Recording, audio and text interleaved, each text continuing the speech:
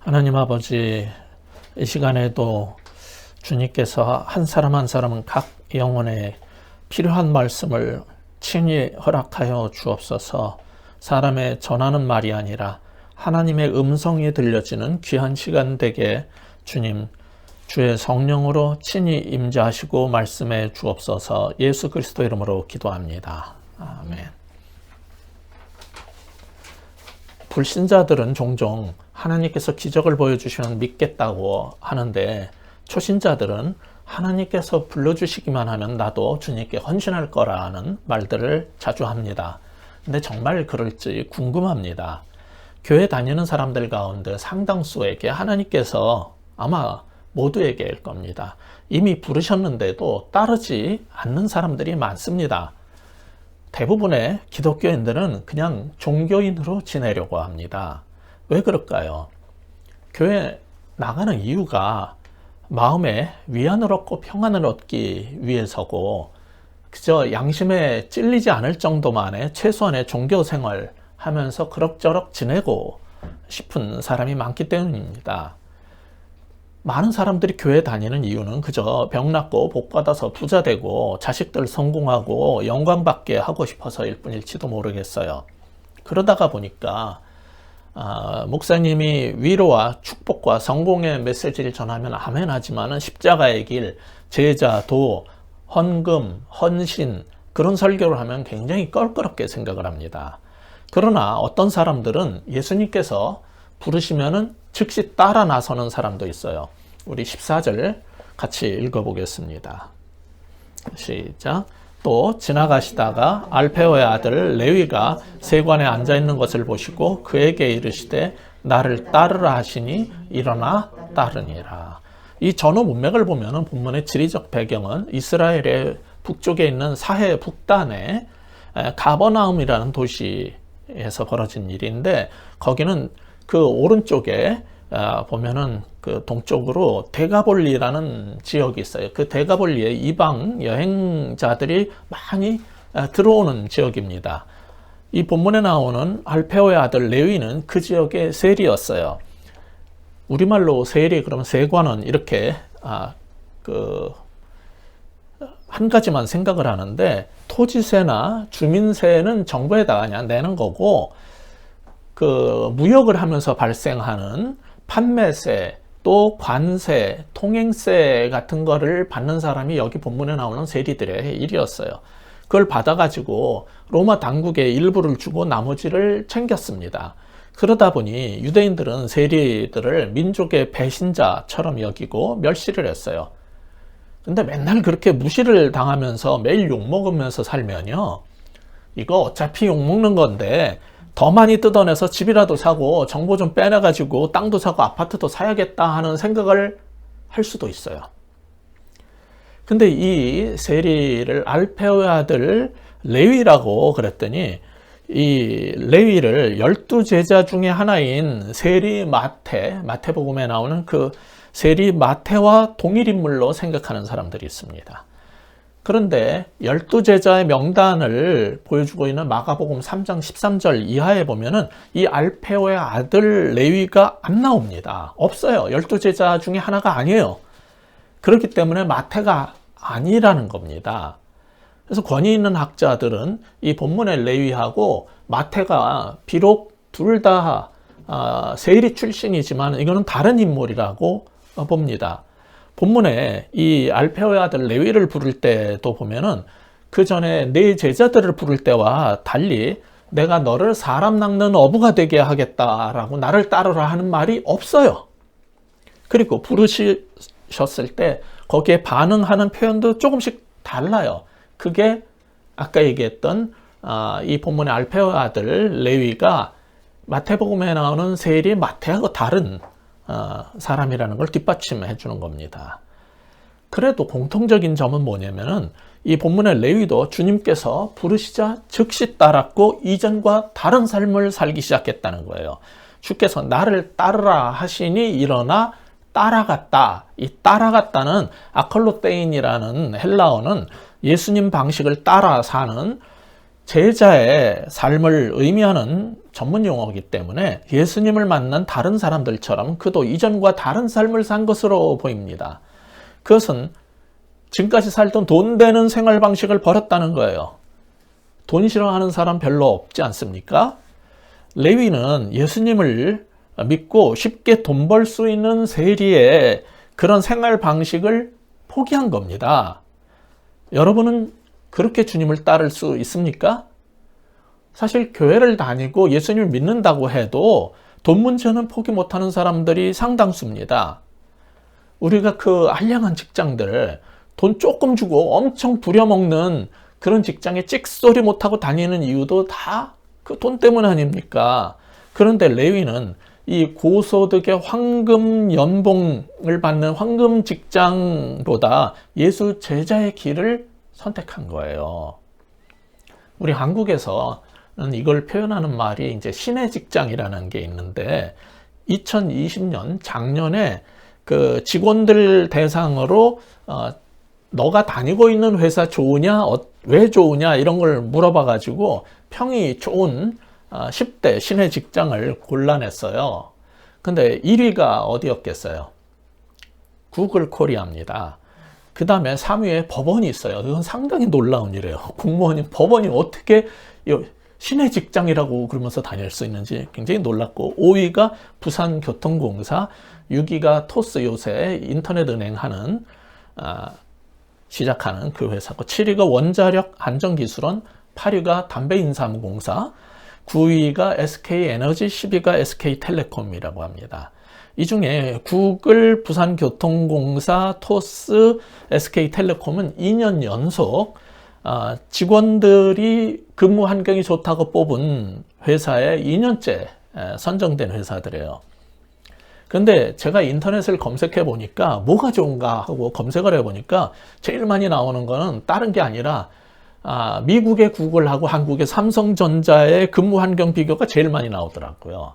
양쪽 다 출퇴근 버스를 제공을 하는데 미국 구글은 뭐가 다르냐면은 그 버스 안에 간단한 간식과 음료수까지 비치를 해줬고, 자차로 출근하는 직원들한테는 오일 교환과 세차 서비스도 제공한다는 거예요.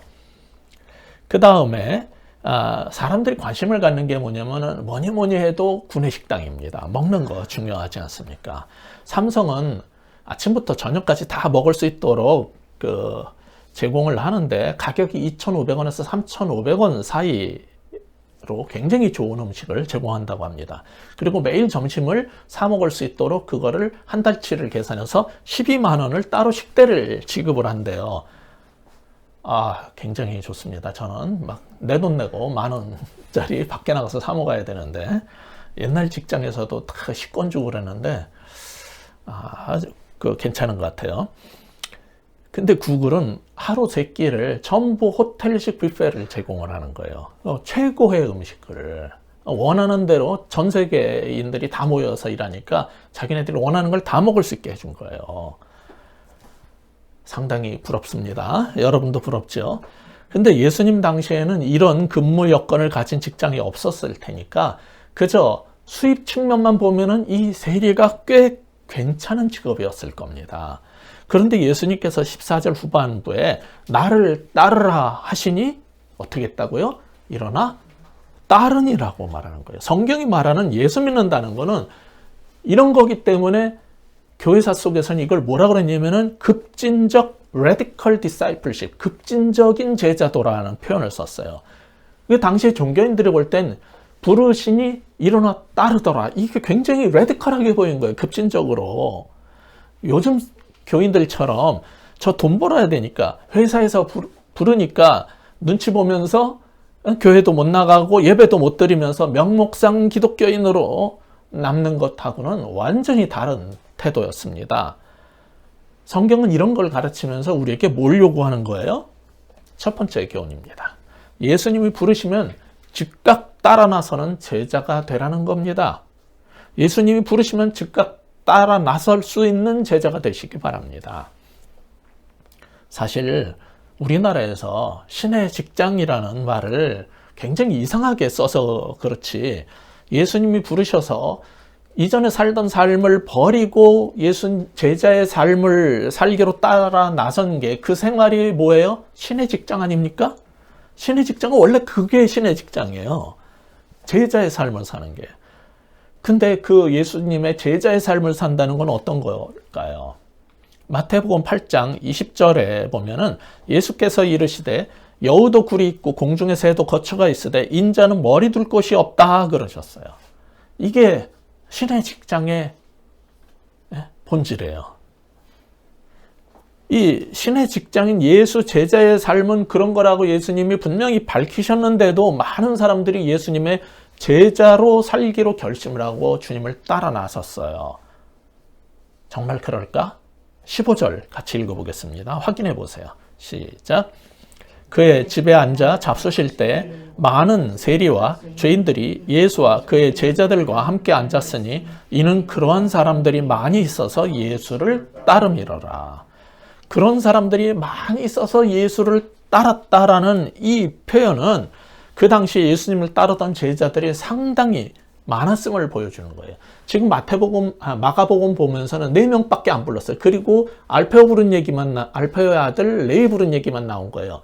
근데 그 외에도 수시로 예수님께서 말씀을 전하고 사람들을 병을 고치고 뭐 이럴 때 예수님을 따라 나서는 제자의 삶을 살기로 한 사람들이 많이 있었다는 얘기입니다.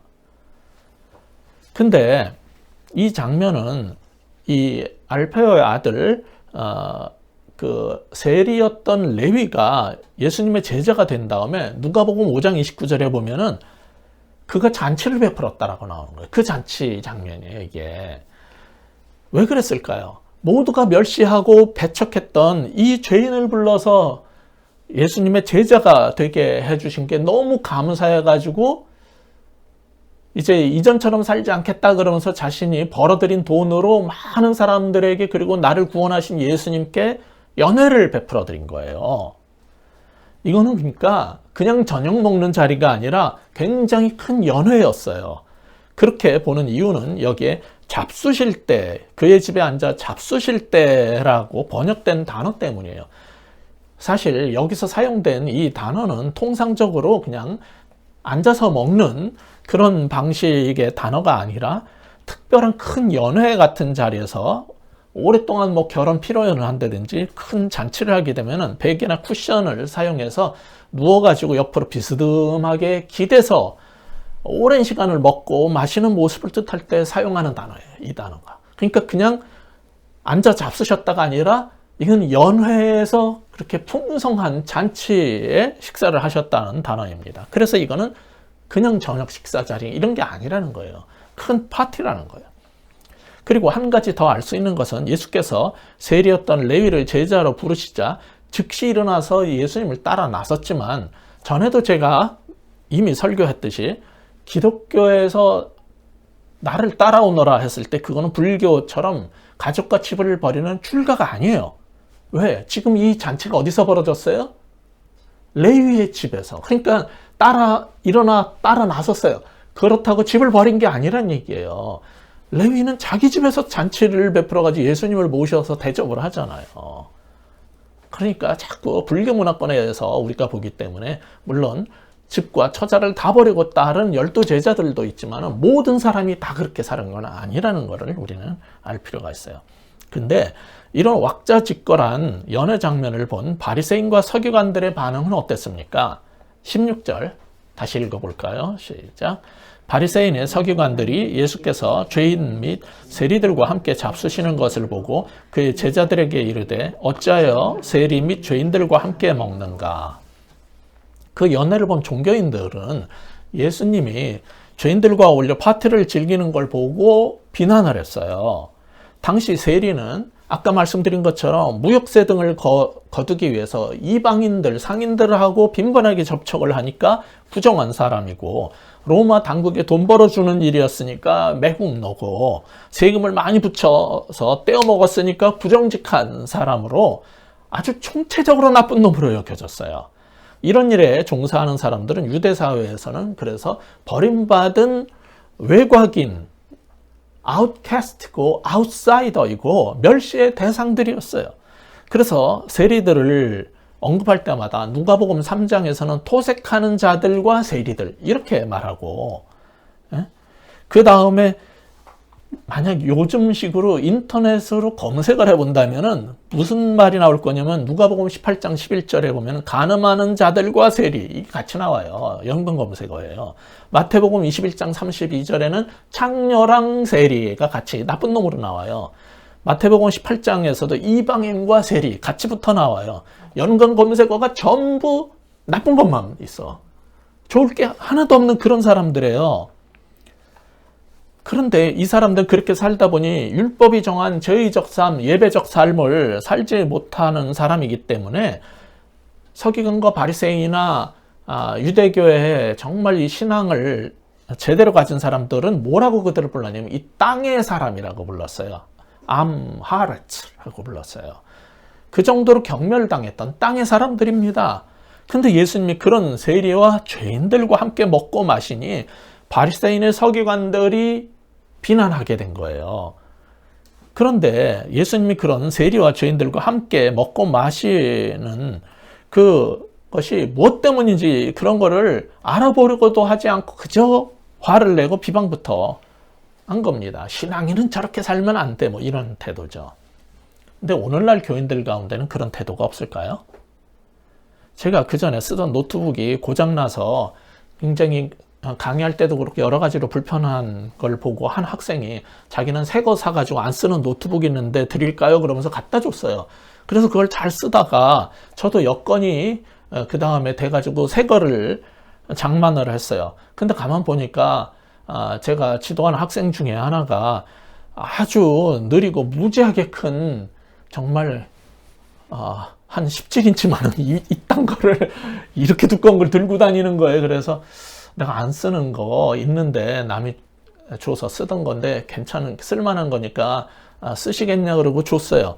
그랬더니 고맙다 그러고 잘 쓰다가 어느 날 문서를 보내는데 자동으로 이제 거기에 OS를 윈도우를 깔 때 설정됐던 그 컴퓨터 주인의 이름이 자동으로 뜨는데 여자 이름이 뜬 거예요.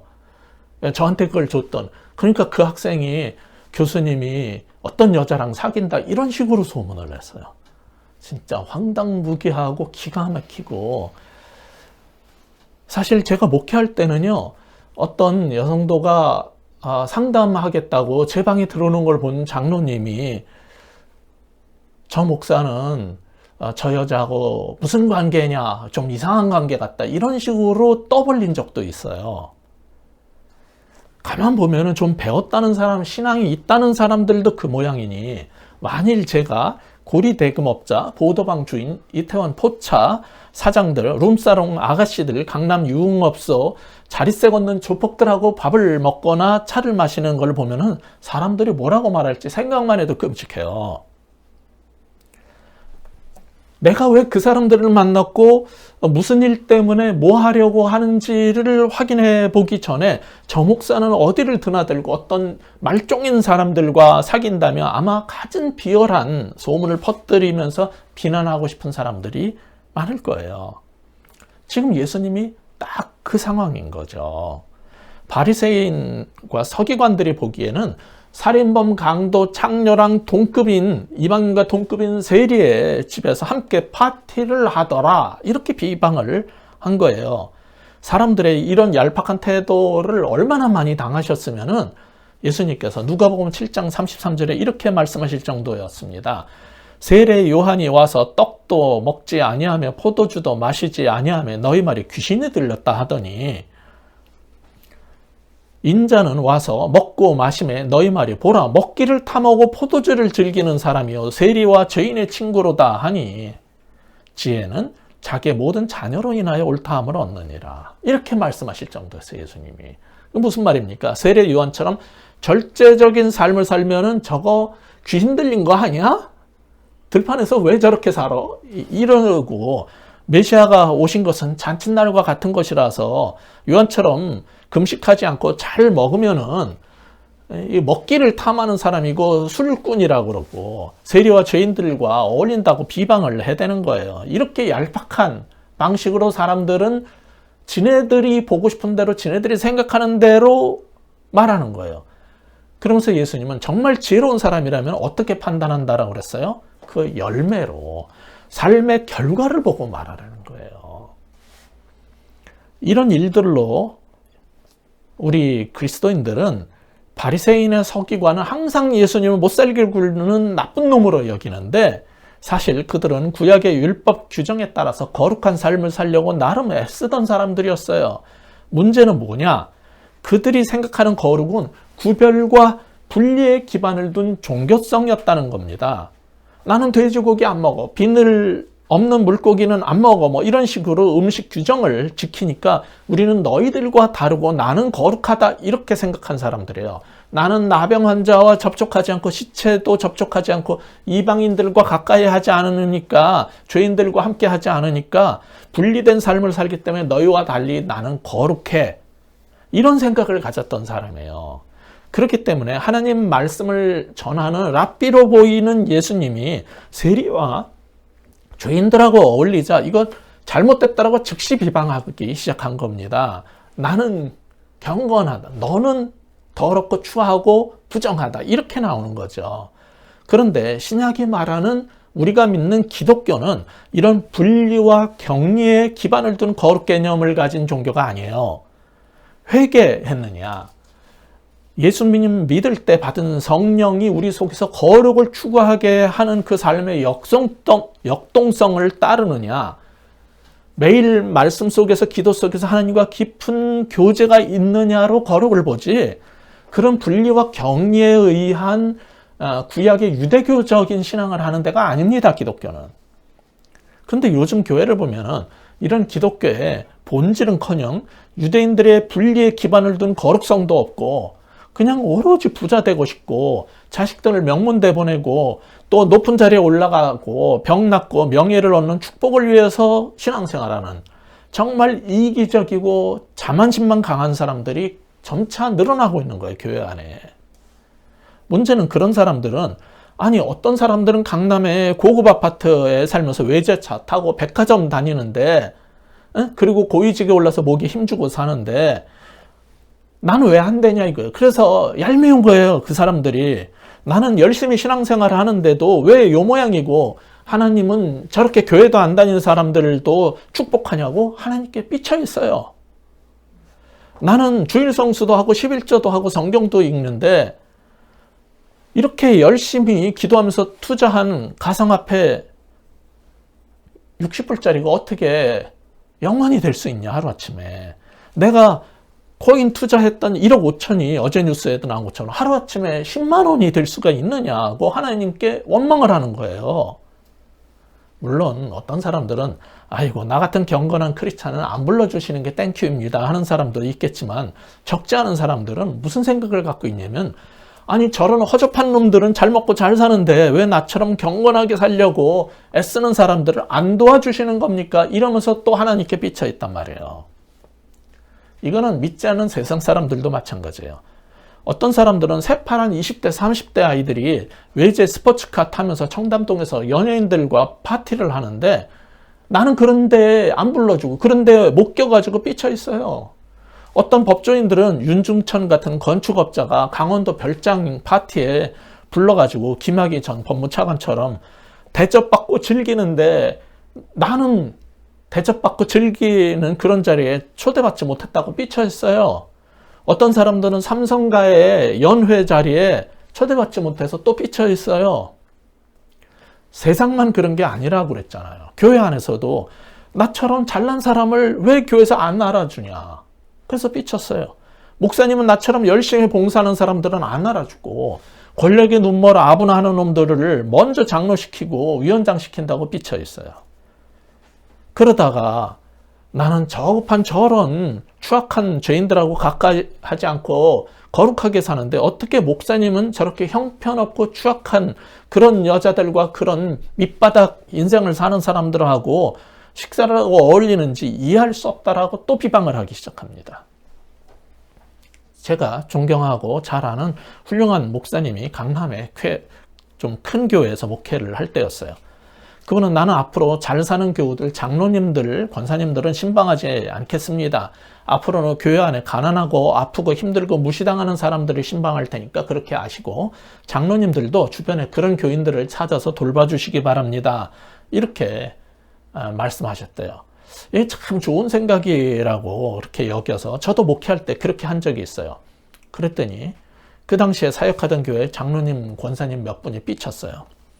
아니 별것과 아닌 사람들하고는 식사하시면서 내가 좋은 데에서 목사님 식사 대접 좀 하려고 했는데 왜 그거는 안 받아주냐고 기분 나쁘다고 했어요. 저는 그들이 밉고 싫어서가 아니라 목사가 맨날 잘나고 훌륭한 사람들 강남의 비싼 레스토랑만 다닌다는 소리 듣고 싶지 않고 주님처럼 힘없고 약한 교인들을 돌보려다가 그런 말을 들은 거예요.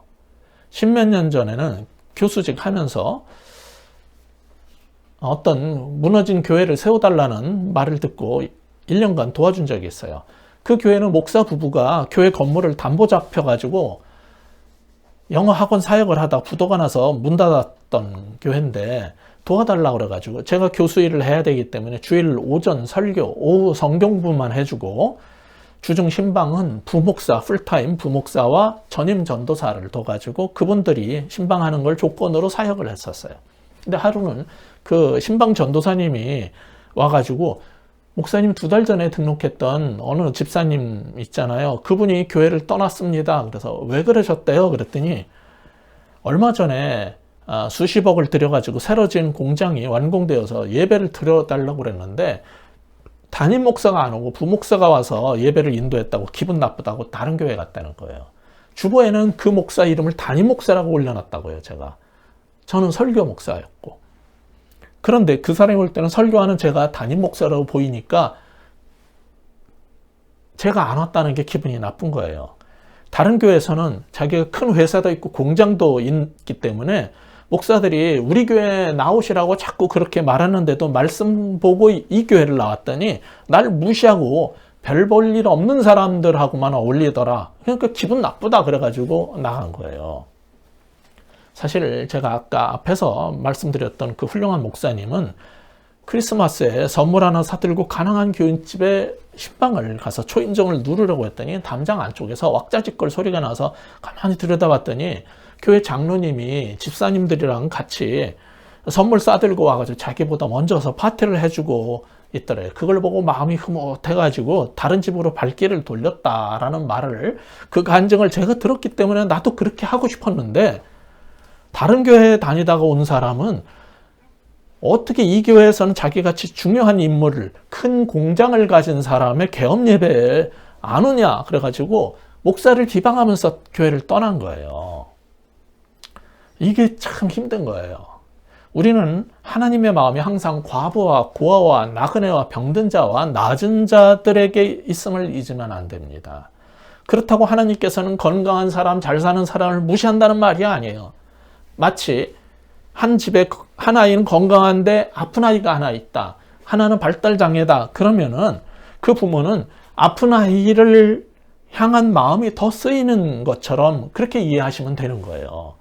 이때 건강한 아이가 엄마는 왜 아픈 그 동생만 맨날 사랑해 하면서 삐치면 안 되는 거죠. 근데 얼마나 자주 건강한 아이들이 그 아픈 동생을 향한 엄마의 사랑을 이해를 못하고 나만 봐달라고 울며 떼를 쓰는지 모릅니다. 그럴 때마다 엄마의 마음은 얼마나 아프겠어요. 오늘 본문 16절은 바리새인과 서기관들이 보기에 예수님과 제자들이 세리와 죄인들을 하고 어울린다고 비난을 했지만은 오늘날의 교인들은 목사님이 우리와 안 어울리고 다른 사람들과 형편없는 놈들하고만 어울린다고 삐쳐서 비난을 합니다. 그들은 사실 자기네들이 더 관심을 받고 더 사랑받지 못해서 삐쳐가지고 화를 내고 비방하는 겁니다. 근데 지금도 옛날이나 지금이나 예수님에 대해서 비방하는 사람들은 그때나 지금이나 예수님의 의도, 예수님께서 오신 이유, 예수님의 목적을 모르기 때문에 왜 나처럼 경건한 사람들과 안 어울리고 저런 급도 안 되는 사람들하고 어울리냐고 화를 내고 비방하는 겁니다. 그런 사람들에게 주님은 이렇게 말씀하십니다. 17절 마지막 절 같이 읽겠습니다. 시작. 예수께서 들으시고 그들에게 이르시되 건강한 자에게는 의사가 쓸데없고 병든 자에게라야 쓸데있느니라. 나는 의인을 부르러 온 것이 아니요 죄인을 부르러 왔노라 하시니라. 자, 지난주에 봤듯이 땅에서 죄사하는 권세를 가진 메시아로 오신 예수님은 누구를 위해서 오신 거라고요? 죄인을 위해서 온 거예요. 의인이 아니라 그래서 죄인을 부르러 오셨단 말이에요. 이것을 당시에 널리 퍼져 있어서 모두 다 알고 있었던 격언, 의사가 병든 자에게 필요한 것이지 건강한 자에게는 쓸데없다라는 그 격언을 인용해서 귀에 쏙 들어오게 설교를 하신 거예요. 그렇다고 예수님은 의인과 죄인의 구별도 없이 사신 분이 아니에요. 17절 후반에 보듯 예수님도 의인과 죄인이 다르다는 사실을 인정했어요. 그러나 예수님은 2장 전반부, 지난주에 본 부분에서 말했던 것처럼 땅에서 죄 사는 권세를 가지신 분으로 오셨기 때문에 그런 사람들, 죄인들하고 자신을 분리시키지 않고 죄인들을 향해서 갖고 죄인들과 함께 먹고 마심으로 그 사람들이 죄사함을 땅에서 받고 용서받았다라는 사실을 보여주고 싶었던 거예요. 하나님 나라를 이 땅에 가지고 들어오신 예수님은 새로운 나라에서는 스스로 의롭다라고 생각하는 종교적 상류층, 이 사람들은 하나님으로부터 사실 멀어요. 그들을 하나님과 화해시키고 싶었고 그 사람들이 무시하던 진짜로 소외된 사람들이었던 죄인들, 가난한 사람, 이방인들을 또 하나님하고 화해시키고 싶었던 거예요. 그 다음에 의인과 죄인들을 둘 사이를 화해시키고 건강한 자, 병든 자를 화해시켜서 새로운 이스라엘, 새로운 하나님의 한 백성을 만들기 원하셨던 겁니다. 그래서 종교적으로 경건한 사람뿐 아니라 세리와 죄인이라도 예수님의 죄사함을 경험한 사람들은 전부 다 앞으로 하나님의 하늘 잔치에 참여하도록 초대받았다는 사실을 보여주기 위해서 세리, 레위가 베푼 잔치에 참여하셨던 거예요. 따라서 이 세리, 레위 집에서 열린 이 연회는 죄인들을 향한 용서와 가족됨의 표현인 하나님 나라를 보여주려는 그런 자리였던 겁니다. 그런데 이런 하나님 나라의 종말론적 거대한 구원의 계획을 모르는 사람들은 자신들의 종교적 신념하고 다르기 때문에 하나님 말씀을 전한다는 사람이 어떻게 저런 부정한 사람들하고 함께 먹고 마시냐면서 비난을 했던 거예요. 주님은 그것을 잘못된 생각이라고, 그걸 깨달으라고 이 사건을 통해서 지금 도전하고 계시는 거예요. 그래서 오늘 본문의 두 번째 교훈은 이것입니다. 예수님이 죄인을 위해서 오셨다면 우리도 죄인들을 품어야 한다는 겁니다. 예수님이 정말 죄인을 위해서 오셨다면 우리도 그 죄인들을 품고 살아야 하는 겁니다. 제가 천재라고 생각하는 사람이 몇이 있어요. 그중 하나가 제주도에 사는 동화 작가 전이수라는 아이입니다. 그 아이가 8살 때 영재발굴단 프로그램에 소개된 다음에 그 아이의 삶, 그의 글, 그림, 그의 책 이런 거를 주시해 왔어요. 그 아이도 대단하지만 그 아이를 위해서 일반 학교에 보내가지고 경쟁적인 1등하려고 경쟁적인 삶을 살지 않게 도와주고 그 아이가 갖고 있는 아름다운 내면을 끌어내서 오늘날 그런 천재적인 삶을 살 수 있게 만들어준 부모도 대단하다고 저는 생각을 해요. 근데 그 이수라는 아이의 엄마는 어느 날 세 아이들을 데리고 보육원에 항상 하듯이 봉사하러 갔는데 그 보육원 애들 중에 가장 작고 몸이 아팠던 유정이라는 아이가 계속 마음에 걸렸던 거예요. 그래서 그 아이를 따로 데리고 산책을 하는데 엄마라고 불렀어요. 봉사를 하고 집에 가는 차에서 계속 울고 그 아이 때문에 안타까워서 그러다가 그 아이를 넷째 아이로 입양을 해서 키우기 시작했어요. 근데 그 아이는 발달 장애를 가진 아이라서 가끔 가다가 소리 지르고 악을 쓰면서 울어가지고 그 이수라는 아이가 당시 8살이었는데 머리가 아팠대요. 그리고 무슨 말을 해도 못 알아듣는 세상 말로 급이 다른 애였어요. 어느 정도였냐면 이 유정이라는 발달장애 아이는 그 이수의 바로 밑에 동생인 우태를 길 가다가 찻길로 밀어서 넘어뜨려가지고 차에 깔려 죽을 뻔도 하고 목공할 때 쓰는 나무망치로 동생의 머리를 내리쳐가지고 응급실로 실려가게 하고 밥 먹을 때 막 성질을 부리면서 접시를 밀어서 깨뜨려가지고 발바닥에 유리 파편이 박힌 적도 있고, 그 이수라는 아이가 첫 번째 책을 내기 위해서 그렸던 원화들, 그리고 썼던 글들이 있는데 1년 동안 거기에다가 검정 크레파스로 다 칠을 해가지고 뭉개버리고, 목공용 본드를 거기다 붓고 모래를 위에다가 뿌리고 사포로 노트 표지를 밀어 너덜너덜하게 만들었던 그런 일도 벌였어요. 이런 일을 겪으면서 셋이 잘 지내던, 우리 애들끼리 셋이 잘 지내던 집안에 온 이 애를 용서하고 가족으로 품는 게 이건 쉬운 일이 아니에요. 그날 벌어졌던 일을 일기장에 썼는데 이수가 일기장에 뭐라고 썼냐면은, 내 마음이 사포질 된 것처럼 따갑고 아프다. 1년 동안 나의 새로운 이야기들이 사라지고 있어서 마음이 괴롭다. 오늘 나의 마음엔 구름이 끼어 있다. 아직도 비가 내릴락 말락한다. 근데 어떻게 끝을 맺었냐면은, 아직 내가 슬퍼하는 것은 내가 그 노트를 마음에서 내려놓지 못하기 때문이다. 근데 너무 힘들어하는 이 아이한테 엄마가, 유정이는 우리와 다를 뿐이야, 그 말을 듣고 이수 얘는 유정이를 품고 사랑으로 가족으로 받아들였어요. 그 얘기를 작은 아기 코끼리 동화책으로 만들었어요. 그리고 8살이었던 이수는 이런 말을 했습니다. 우리 사진도 볼 수 있으면 한번 볼까요? 이제 생각해보니 유정이도 그때 많이 힘들었겠구나 생각하면서 이해하게 되었어요. 지금 이 그림은 이 조그만 아기 코끼리가 유정이라는 애를 비유해서 이 코끼리 동화를 만든 거예요. 그 다음 그림을 보시면은 이제 이건 위로라는 그림. 얼마나 힘들고 그랬을까. 이렇게 품어주고 위로해줘야 된다.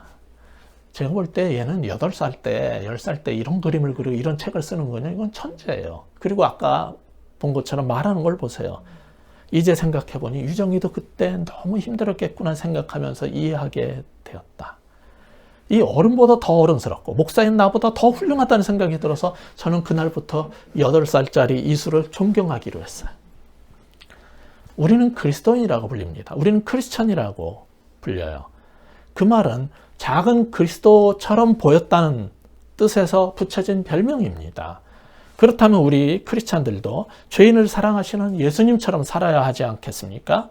내 마음에 안 들고 때로 화가 나고 때로 못마땅해서 용서하기 힘들겠지만, 주님이 용서하면 우리도 용서하고 주님이 품으시면 우리도 품고 가족으로 받아들여야 되는 거예요.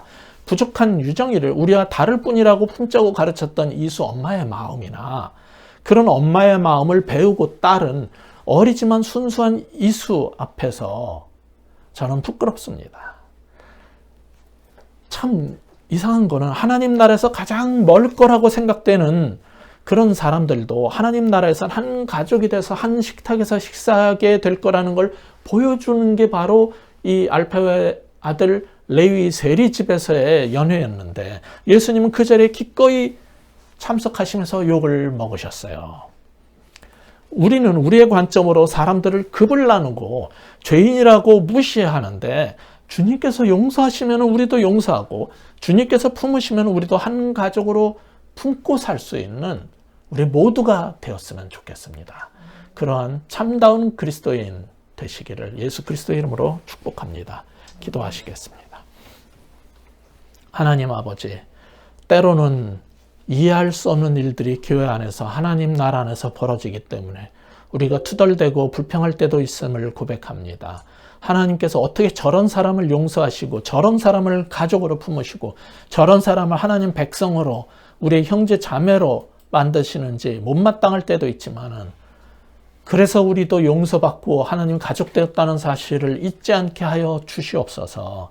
하나님, 세리도 품고 그의 집에도 가서 함께 교제하고 함께 먹고 마셨다는 이 사실이 마지막 날 하나님 나라의 잔치의 장면이라면은, 그걸 가지고 투덜대고 비방하고 예수님이 어떻게 저럴 수가 있냐라고 말하지 않는 우리들 다 되게 하여 주옵소서.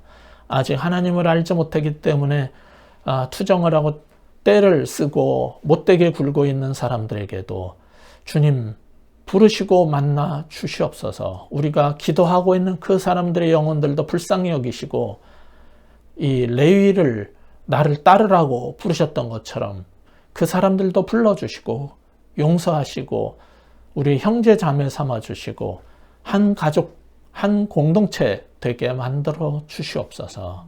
예수 그리스도 이름으로 간절히 기도하옵나이다. 아멘.